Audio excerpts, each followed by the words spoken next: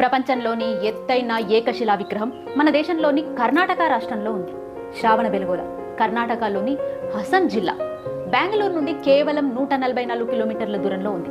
ఇది ఒక గౌరవనీయమైన జైన పుణ్యక్షేత్రం. అంతేకాదు, గ్రానైట్తో చెక్కబడిన ఐకానిక్ బాహుబలి విగ్రహానికి నిలయం. 981 ఏడీలో గంగా వంశానికి చెందిన మంత్రి చాముండరాయుడు ఈ బాహుబలి విగ్రహాన్ని సృష్టించాడని చెప్తారు. చంద్రగుప్త మౌర్యుడు జైన మతాన్ని స్వీకరించి సన్యాస జీవన శైలిని అవలంబించిన తర్వాత ఈ చంద్రగిరి కుండలపై అంటే శ్రావణబెళగోళ కుండపై కన్నుమూశాడని చెప్తారు. అయితే ఇక్కడ ప్రతి 12 సంవత్సరాలకు ఒకసారి మహామస్తకాభిషేకం జరుగుతుంది.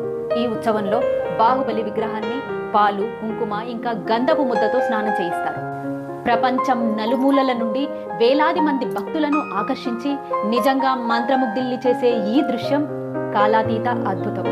మిలియన్ల మందికి నేటికి స్ఫూర్తి